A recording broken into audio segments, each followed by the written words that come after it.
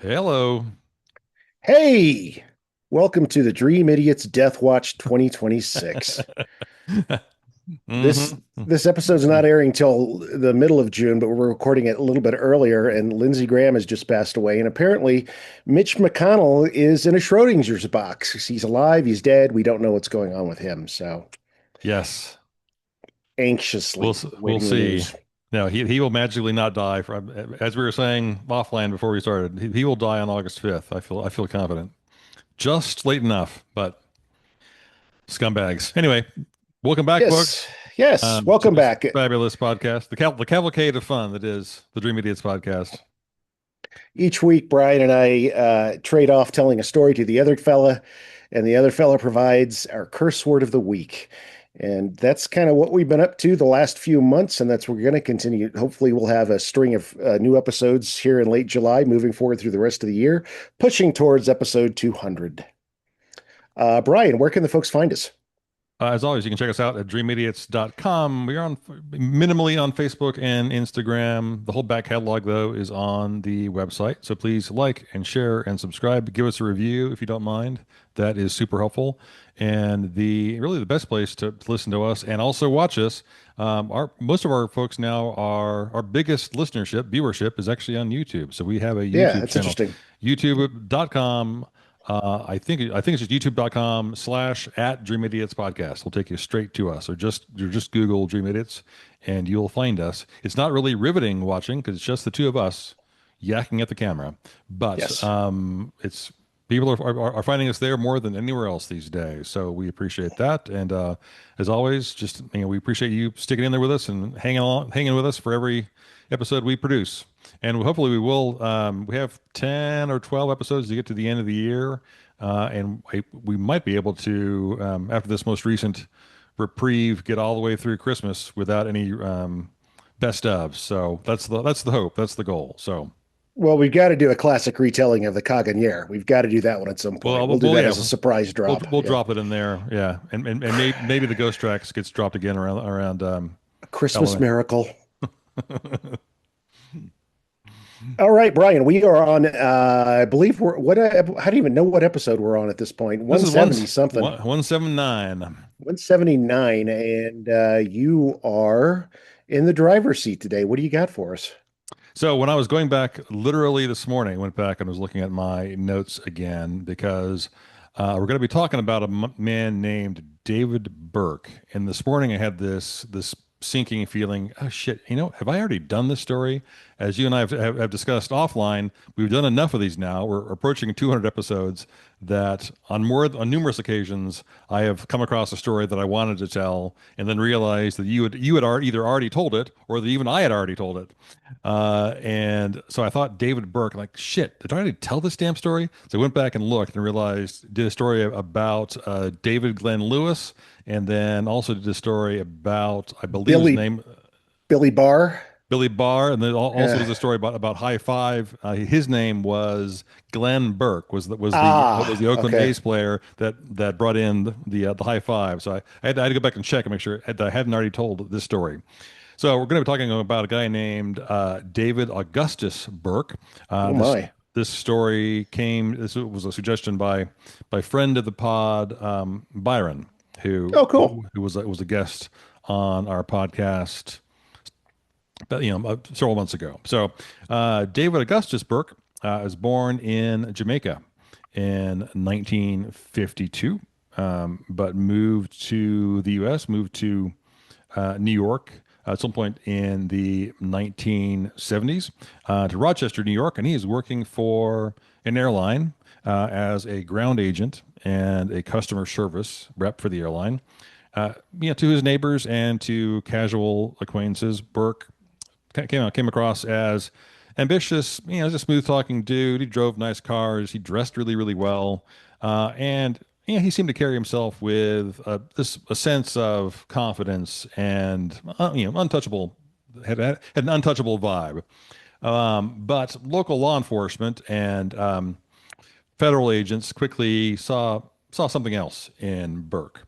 In the early 80s, Rochester, of all places, was an unexpected transit point for narcotics moving up the East Coast. Federal authorities began noticing a pattern. Large quantities of extremely pure cocaine Cocaine? were bypassed Cocaine. were bypassing traditional kind of border checkpoints Hmm. and would just magically appear on the streets of New York, not New York City, upstate New York, so Rochester and Buffalo and All surrounding right. areas. And this pipeline led straight back to Jamaica, but it sort of bypassed New York City, where most of it would ordinarily come Yeah, that through. makes sense, right? Yeah. So, investigations, ramps up, and it quickly points to the tarmac at the airport in Rochester, New York. There's a telling anecdote from a retired DEA agent who worked the Rochester area during that time. Investigators had placed Burke under kind of loose surveillance. They watched as he utilized his employee credentials to walk past security checkpoints, carrying heavy, unverified luggage directly from arriving flights out of the Caribbean. So, like, there goes Mr. Burke again, carrying what appears to be an anvil, based on how he's straining against it. But because he was an airline employee, he's kind of a ghost, right? He walked, straight through side doors, would bypass customs, and then would hand off packages to associates just waiting in the parking lot. So on one afternoon, a local narcotics officer attempted to confront Burke near an employee locker room. The officer didn't have enough to arrest Burke, but wanted to rattle Burke a little bit, see if Hmm. he could be intimidated, see if he would give something up. But really wanted Burke to know that he was being watched. According to the reports, Burke didn't flinch one bit, looked at the officer dead in the eye, smiled at him, and said, quote, "You can stand out there in the cold all day, man, but inside here, I own the keys to the castle. You can't touch me," unquote. Ooh. As the months rolled by, Burke became more and more audacious. Former coworkers from his time in Rochester described a man who just operated under a different set of rules. One flight attendant recalled an incident where Burke got got pissed off over what should have been a minor scheduling dispute.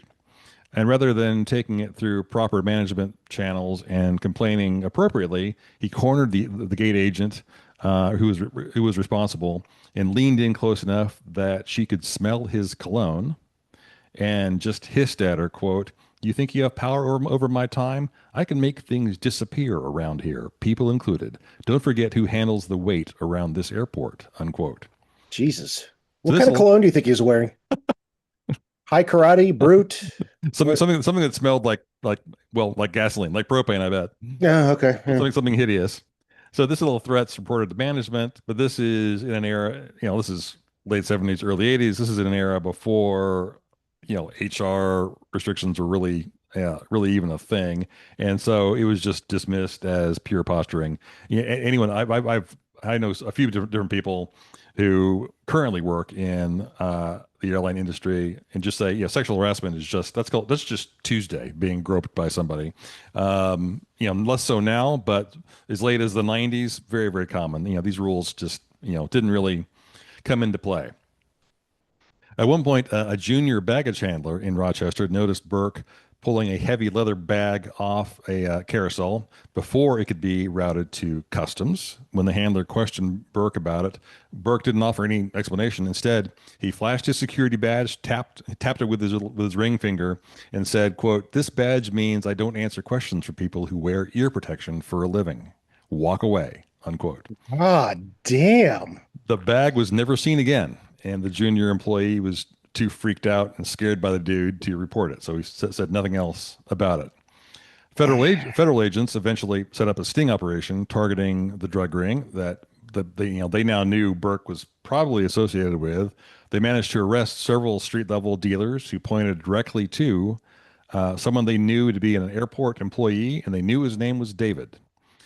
But Burke was pretty clever. He never kept drugs on his person outside the airport property, and he shifted his drop off schedules constantly, and he just used the weird, chaotic, fast moving nature of baggage handling and just airports in general to obscure his tracks and his activity basically. When the airline eventually caught wind of an escalating federal investigation, they found themselves in a difficult position. They didn't have definitive ironclad proof that's required to fire somebody, but especially because there's a labor union involved. So instead, they opted for this strategy of corporate attrition. They squeezed him out. They limited his hours. They made the work environment somewhat hostile, cutting his preferred shifts and making him work more during the day when there was more oversight, Mm-hmm. more more supervision, which he was not a fan of. So he then's realizing, okay, the walls are beginning to close in here in Rochester. So Burke decides to relocate. Hello, Schenectady. He packs his bags, and you're dead wrong. He goes all the way to California, Oh, and he lands a job at LAX. all right. And he gets there, and technically, again, this is way before the internet. He lands in California with a record that is essentially clean, right? Mm-hmm. But his internal ego, his philosophy, hasn't changed. He thinks he's smarter than the system, and he's a big fan of the power and control that are granted to him by having airline credentials, right?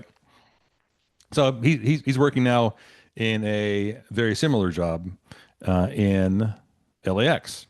But by this is now late 1987, his behavior catches up to him again, and this is comparatively benign. Starting out with crazy drug trade. Uh, this was just he gets caught involved in just a really minor petty theft. He is caught on camera stealing $69 from an airline cocktail fund, basically uncollected cash from in-flight booze sales. So this, remember when you had to Mm. like Mm-hmm. hand someone a 20, right? And so that cash gets collected and it's in whatever it's in. It's in a bin. It gets taken off the flight at some point. So this is probably not actually on the plane. This is probably on the gangway or somewhere near the gate. And $69 to a massive corporation like US Air is, doesn't matter in the least. U.S. Air. He works for U.S. Air. he works for a subsidiary of US Air. I've not heard that flight Yeah, long company in a long time. They were based out of Pittsburgh. I think that was they their were. Yeah, was that their hub? Yeah. uh-huh. Uh, They were one of my father's favorite airlines for a while, and so I remember taking the only time I've ever been to Pittsburgh. I've gone through the Pittsburgh airport like 6 times, and hmm. that's all I've ever done in Pittsburgh. Uh, so this is a breach of trust, and it's only $69, and they initially place him on unpaid leave while they investigate this little case again. And there's a man there at the airport at LAX that is Burke's boss, a man named Raymond Thompson, who is kind of conducting this investigation into his behavior. And so Thompson, he had been with the airline for a long time. Thompson's known as being dedicated, hardworking, pretty much by the books. He lives in San Francisco, but commuted regularly to LAX for his job. God. Yeah, flying every morning to get to LAX. To like, no, thank you. And on the morning of December 7th, 1987, Thompson finds himself in a conference room, sitting across from Burke. And Thompson has decided he's going to fire his ass, basically. Burke didn't just ask to keep his job. He begged and pleaded and, claimed he had a family to support. He had children depending on his income, and the theft was an aberration. It was just a one-off. That's not who I am. It's a momentary lapse of judgment. But Thompson wasn't looking at the single $69 mistake. He was looking at the entirety of Burke's profile. While there never been charges from Burke's time on the East Coast, there certainly had been rumors. And during his time at LAX, Burke definitely did have a history of being arrogant and kind of a pain in the ass, and certainly unreliable. And Thompson maybe used this as a bit of an excuse and fired him, there on the spot. As David Burke walked out of the office that day, he was, stripped of his livelihood. and he passed a colleague or a bystander in the hallway leaving the meeting with Thompson, and someone just in passing said to Burke, "Have a nice day." And Burke turned to whoever this person was. I don't think we know who it was, and just hissed at them, "I intend on having a very good day," Ooh. and walked away. So in 87, I'm going to the movies. so in 87, airport security looks a lot different than it does today. There's no TSA, security checkpoints Hmm. were not run by any governmental agency. They were run by private security contractors hired by that airline. Hmm. And And typically the security was waving at you as you walked past. So, yeah. morning, morning, Morning. morning, Yeah. morning, morning, George. Uh, and so there's a huge loophole in security here. That is airline employees. If you wore a uniform or just carried an airline ID badge, you were part of this trusted inner circle, right? You'd already been vetted. Hmm. There's no one taking off their shoes. You didn't have to run your bag. I mean, they didn't have to run their bags through X-ray, which just I find fucking mind-boggling. You showed your badge, and morning, as I just said, you're waved on through, and no metal detectors at all.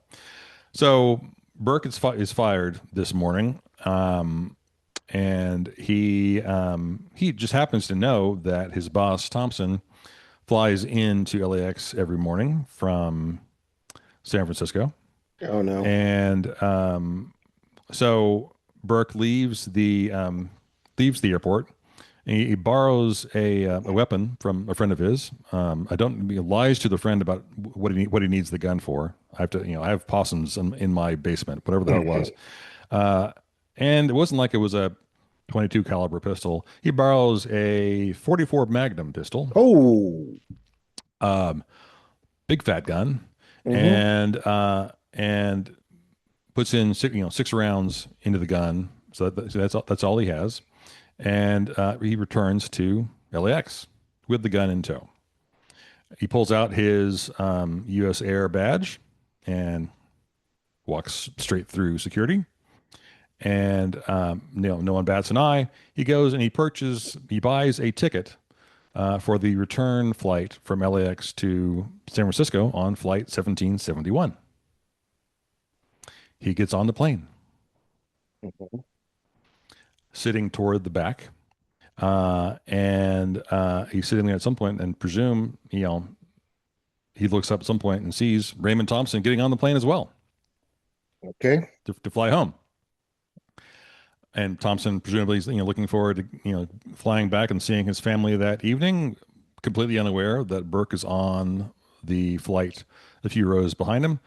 The plane taxis down the runway and takes off into the California sky. And I've actually flown from SFO to LAX before. It is not a long flight. It's like Nope. Houston to Austin. You're up and down. Yep. It's very, very quick. So they climb up to a cruising altitude of 22,000 feet. That's as high as they need to go. Burke grabs the air sickness bag in front of him, and he takes out a pen and he writes on the air sickness bag, quote, "Hi, Ray. I think it's sort of ironical that we ended up like this. I asked for some leniency for my family, remember? Well, I got none, and you'll get none." Unquote. Ooh. The flight is less than an hour. When they reach cruising altitude over basically central California, Hmm. the flight attendants presumably were preparing for a very, very rushed beverage service. They quick, sling some Diet Cokes fast. And they hit 22,000 feet. Burke stands up and starts walking toward the front of the plane. He reaches Thompson's row and drops the air sickness bag with a note on it into his lap. And Thompson presumably looks down and is confused. He sees a note. Maybe he reads it or reads it quickly, looks up at Burke, looks back down again, is probably very, very confused. Burke pulls out the revolver and shoots Thompson twice, killing him instantly. Sweet Jesus. There is probably a deafening roar that happens Oh, immediately thereafter. I mean, first of all, a 44 being shot in a confined space is just deafening as fuck, and everyone then freaking out, right? was it a Uh, big plane or do you know if it was a big plane, a regular sized plane, or was it a like a Smaller puddle plane, so jumper? only seats like 45 or 50 total. Oh, okay. All right. So smaller. So not a 737. Passengers are screaming, diving for the floor. A flight attendant manages to keep some composure, and she runs toward the cockpit to warn the crew. The cockpit voice recorder, they had them by the late 80s, and it captures the flight attendant telling the captain and first officer, "We have a problem." The captain's response was very calm and professional. "What kind of problem?" A second later, Burke steps into the doorway of the cockpit, looks at the two pilots, and says, "I'm the problem." Burke fires three more shots into the cockpit, striking the captain and the first officer. It's unknown whether they were killed outright or just incapacitated, but it does appear to be the case that one of them must have been thrown forward because right after these three bullets are fired, the plane drops, starts losing altitude quickly. Not quite into a nosedive, but they're thrown forward, pushing the controls forward. It is headed down. So it's in essentially, quickly in a near vertical dive. As the plane is accelerating toward the Earth, reaching like 13,000 feet, the only sound that's heard on the cockpit voice recorder is the terrifying, escalating sound of wind just rushing against the windscreen because it's going faster and faster and faster as it goes down. And it's going so fast that the plane begins to break apart just due to the sheer aerodynamic stress that the plane is undergoing. There's one final sound caught on the tape. There's a sixth and final gunshot. And it's believed, obviously, that Burke then shot himself before the plane hit the ground. At 4:16 p.m. on December 7th, 1987, the plane struck the hillside. 43 people, including execs from Chevron, the president of the Dominican University of California, were on the plane and died. A bunch of innocent vacationers, the entire flight crew, plus Raymond Thompson and David Burke were gone in an instant. The investigation that followed was one of the most and intense, logistically and challenging in the history of the FBI and the National Transportation Safety Board. They had to sort through this gigantic debris field, and they managed to find all the evidence that allowed them to piece together this whole story. They found the melted, crushed remains of the gun with six spent shell casings inside. They found the air sickness bag with the note scrawled on it that hadn't been incinerated in all of this. The tragedy of this fundamentally it changed world travel. It exposed this lethal, vulnerable hole in aviation that really needed to be fixed. And so, happily, there was very quickly some ironclad legislation that was added. There was, immediate. It's now federal law that any employee that leaves an airline is subject to the immediate seizure of their credentials. And Mm-hmm. and then shortly thereafter, new laws were also put in place that also mandated that 100% of airline flight crew, ground crews, captains, co-pilots, flight attendants, if you are behind security, they don't care why you're there. You are going through security. You're being X-rayed every single fucking time because this is not going to happen again. So that's the tale of Pacific Southwest Airlines Flight 1771. Did you do this because I'm getting on a plane in a few days? No, I didn't even think of that. Okay, first of all, that's not what air sickness bags are for. That's true. And the part of that legislation was no more night writing nasty notes on air sickness bags. I've never heard this story, Brian. Is it because it's a smaller flight? Yeah, I've never heard this. yeah. I mean, it was not quite a puddle jump. I mean, it's so only sat 45 people, 50 people. So a smaller Wow. plane. But again, just the insidious nature of what sociopaths will do when they don't get their way. There have been other stories where, there's a story in Germany recently-ish where a German pilot decided he was going to commit suicide, took the whole plane down, and then just recently, I forget where it was, there was a flight instructor who was up in a Cessna with it was just he and his student, and he turned to the student and said, basically, I think you have everything under control here, and then leapt out the window. Like, Yeah, I what are you heard doing? about that. But and happily the student was like, oh shit, had enough composure to bring it down and was okay. But people are Was he nuts. wearing a chute? Oh, okay. No, That changes things. no, no. He was DRT, dead right there. I'm fairly sure this was also an episode of Laverne and Shirley. I remember her Laverne having to take over the. Mm. Well, Brian, you give me something to think about when I board the airplane later in this Yeah, week. I apologize for that. I shouldn't have used this story. But along those lines, it's an excellent segue to the curse word of the week. Okay, hit me. It is from the beautiful Emerald Isle. Here's something from good old Ireland. Pogmahan. Pogmahan, spell that. Pogmahan. Well, if I spelled it, I'd have to do the little weird umlauts and stuff and the weird or Irish Pog umlauts. Pogma, I have no idea. Pogmahan. Kiss my arse. And it's also where Shane McGowan and company got the name for the Pogues. Pogmahon. Oh, okay. Pogmahon, kiss my ass, the Pogues. So that is Gaelic, Irish Gaelic, and I apologize for the pronunciation. That's the English part of me messing it up, not the Irish part. Racist. Pogmahon. Yeah, Pogmahon. I will not be saying that a lot. No. And I will not be affecting an Irish accent while I'm there because I don't want to get beaten up. But anyway, yeah, there's a little palate cleanser for that awful, awful story you just told that I can't believe I've never heard. I that's bonkers. Yeah. Yeah. Very, very, insane.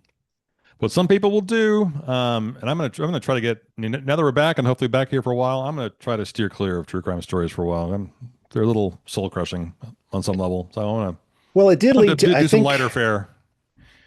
also in the 70s, I think they started when air marshals started flying. I want to say they carried what's called a bulldog, Hmm. which is a gun that is extremely inaccurate once you get past, 15 feet or so.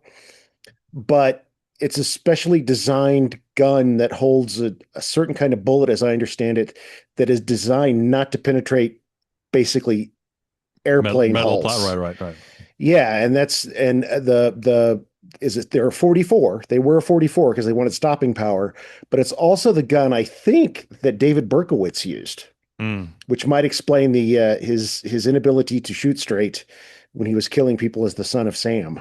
Hmm. Um, but I believe that I want to say that pistol was specifically designed for air marshals to carry so they could shoot someone and not worry about decompressing the Taking the entire plane down, cabin. right? Yeah. Yeah, Hmm. yeah.